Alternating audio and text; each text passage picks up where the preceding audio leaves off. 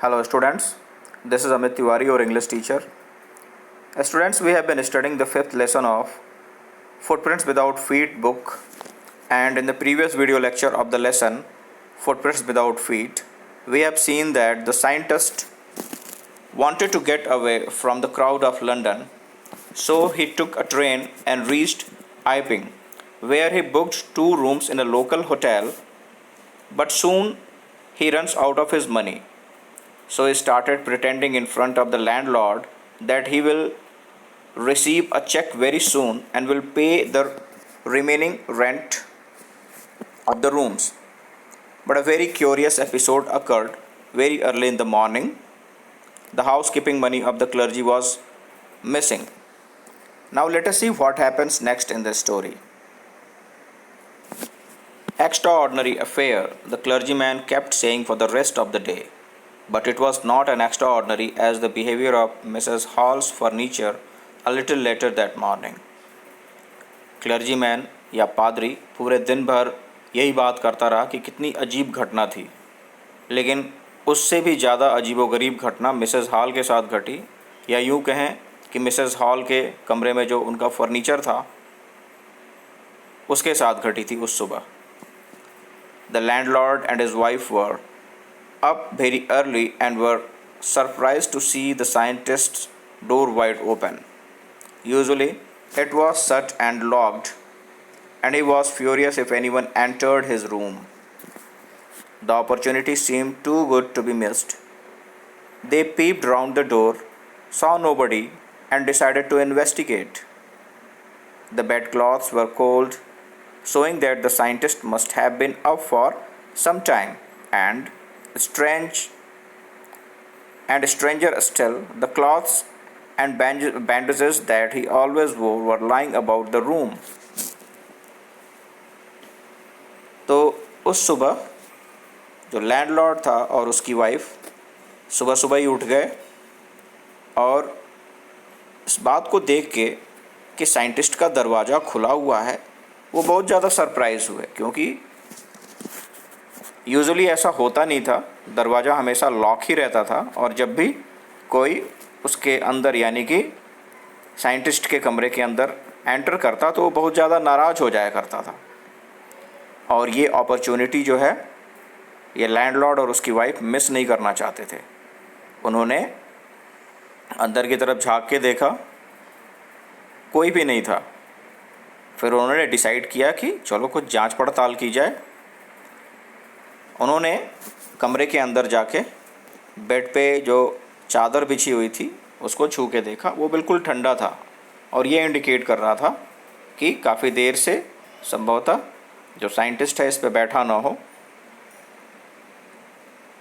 लेकिन एक बड़ी अजीबोगरीब बात थी कि जो भी वो बैंडेजेस वो क्लॉथ्स पहना रहता था वो उस बिस्तर पे चारों तरफ फैला हुआ था. All of a sudden Mrs hall heard a sniff close to her ear.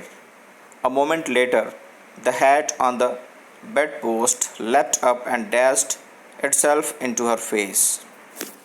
तभी अचानक मिसेस हॉल के कान के पास कुछ सांस लेने की आवाज़ आई और अचानक ही बेड पर से जो हैट था वो उछला और उनके चेहरे पे आके लगा. Then the bedroom chair became alive. और कमरे में जो चेयर रखा हुआ था बेड के पास वो बिल्कुल अलाइव हो गया, बिल्कुल जीवंत हो गया. Springing into the air it charge straight at her legs. Foremost as she and her husband turned away in terror, the extraordinary chair pushed them both out of the room and then appear to slam and lock the door after them. तभी वहाँ जो कुर्सी रखी हुई थी वो बिल्कुल उछलते हुए उनके आगे के पैर पे आके लगी और लगभग उनको धक्का देते हुए बिल्कुल अजीबोगरीब तरीके से कमरे के बाहर कर दिया. वो भी तब जब वो डर के मारे कमरे से बाहर निकलने का प्रयास कर रहे थे और बिल्कुल झटके से दरवाजे को कुर्सी ने बंद कर दिया. तो एक बहुत ही अजीबोगरीब घटना थी मिसेस हॉल और उनके हस्बैंड के लिए. कोई स्ट्रेंज इनविजिबल जो है उनको इस तरीके से डरा रहा था. Mrs Hall almost fell down the stair in hysterics. और डर के मारे, खौफ के मारे मिसेस हॉल जो है लगभग सीढ़ियों पे बेहोश होकर गिरी पड़ी थी। She was convinced that the room was haunted by spirits and that the stranger had somehow caused this to enter into her furniture. अब वो इस बात को लेकर बिल्कुल आश्वस्त हो गई थी कि ज़रूर कमरे के अंदर कोई भूत प्रेत आ गया है और इस स्ट्रेंजर ने ही उस भूत को मेरे फर्नीचर्स में घुसा दिया है। My poor mother use to sit in that chair, she moaned, to think it should rise up against me now.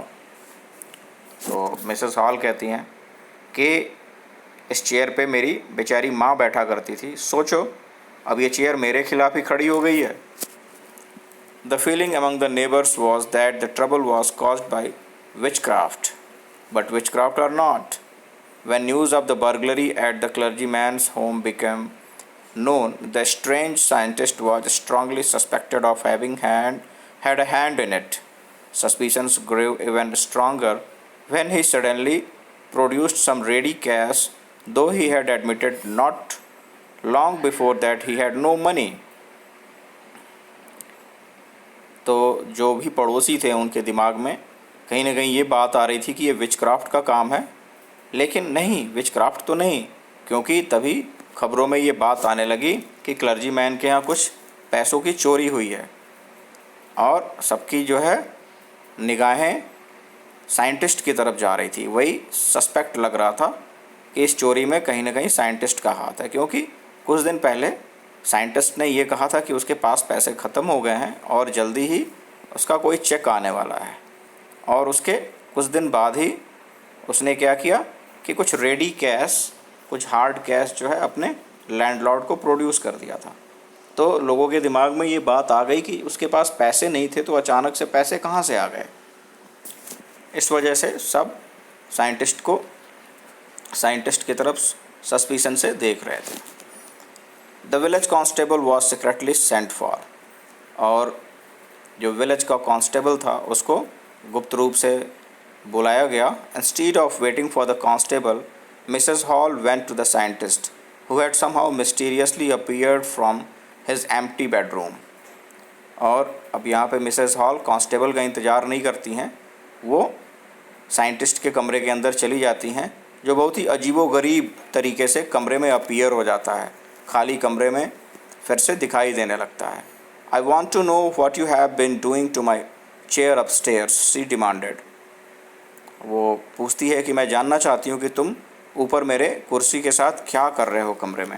And I want to know how it as you came out of an empty room and how you entered a locked room. और मैं ये भी जानना चाहती हूँ कि तुम किस तरीके से इस खाली कमरे में वापस आ गए, वो भी जब कमरा बंद था। लॉक्ड कमरे में तुम कैसे अंदर की तरफ आ गए। The scientist was always quick tempered, now he become furious. और जो साइंटिस्ट था उसे बहुत ही जल्दी गुस्सा आ जाता था और अभी वो बहुत ज़्यादा नाराज़ हो गया। यू डोंट अंडरस्टैंड हु और व्हाट आई एम, तुम्हें नहीं पता, तुम नहीं समझ रही हो कि मैं कौन हूँ, वो चिल्लाया। Very well, I will show you, चलो मैं तुम्हें दिखाता हूँ। Suddenly he threw off bandages, whiskers, spectacles and even nose। और धीरे धीरे उसने बैंडेजेस, स्पेक्टिकल्स और जो भी उसने नोज़ लगा रखी थी वो धीरे धीरे करके सब निकालता गया। It took him only a minute to do this, और उसे ऐसा करने में सिर्फ कुछ ही मिनट लगे। The horrified people in the bar found themselves staring at a headless man। और जो डरे हुए उस रेस्टोरेंट में लोग थे वो सब देख रहे थे कि वो सब जो है डरे हुए या घबराए हुए एक बिना सिर वाले आदमी की तरफ घूर रहे थे। Mrs Jeffers, the constable, now arrived and was quite surprise to find that he had to arrest a man without a head. तभी जो है कांस्टेबल आता है जिसका नाम मिसेस जेफर है, और वो इस बात को लेकर बहुत ज़्यादा सरप्राइज्ड है, हैरान है कि उसे एक ऐसे आदमी को गिरफ्तार करना है जिसका सिर ही नहीं है। But Jeffer was not easily prevented from doing this duty. If a magistrate's warrant ordered a person's arrest, then that person had to be arrested with or without his head। तो लेकिन जैफर को ऐसा करने से नहीं रोका जा सकता, क्योंकि एक बार अगर मजिस्ट्रेट ने ये ऑर्डर दे दिया कि फला आदमी को गिरफ़्तार करना है तो उसे गिरफ़्तार करना ही होगा, भले ही उसका सिर हो या नहीं हो, इस बात से फ़र्क नहीं पड़ता। There followed a remarkable scene as the policeman tried to get hold of a man who was becoming more and more invisible as he threw off one garment after another. और तभी जो है वहाँ पे बहुत ही रिमार्केबल, बहुत ही surprising moment create हुआ, बहुत ही सरप्राइजिंग एपिसोड क्रिएट हुआ जब पुलिसमैन यानी कि मिस्टर जैफर प्रयास कर रहा था उस आदमी को पकड़ने का जो धीरे धीरे करके गायब होता जा रहा था। Finally a shirt flew into the chair and the constable found himself struggling with someone he could not see at all. और तभी एक जो शर्ट है वो हवा में उछलता हुआ चेयर की तरफ आके गिरा, हवा में उछलता हुआ जो है गिरा, और जो कांस्टेबल है इस बात को लेके बहुत ज़्यादा स्ट्रगल कर रहा था कि इस आदमी को कैसे पकड़ा जाए जिसको कि वो देख ही नहीं सकता है। Some people tried to help him but found themselves hit by blows that seemed to come from nowhere. कुछ लोगों ने कांस्टेबल की मदद की उसे पकड़ने में, लेकिन उनको थप्पड़ों का सामना करना पड़ा, लेकिन ये पता नहीं था कि ये थप्पड़ कहाँ से आ रहे हैं। In the end, Jaffer was knocked unconscious as he made a last attempt to hold on to the unseen scientist. और जब आखिरी बार मिस्टर जैफर ने साइंटिस्ट को पकड़ने का प्रयास किया तो वो बिल्कुल अनकॉन्शियस हो गया। There were nervous, excited cries of "Hold him!" but this was easier said than done. Griffin had shaken himself free and no one knew where to lay hands on him. सब लोग चिल्ला रहे थे पकड़ो उसे, but ये कहना तो आसान था लेकिन करना उतना ही मुश्किल था। और ग्रिफिन ने अपने आप को उससे फ्री किया और अब ये कोई भी नहीं जानता था कि उन्हें कहाँ पे हाथ रखना है, किसे पकड़ना है, क्योंकि कोई दिखाई दे तब तो उन्हें पकड़ा जाए। और इस तरीके से जो साइंटिस्ट है यहाँ से भी एस्केप कर जाता है। So this is all about this story, students. Have a good day.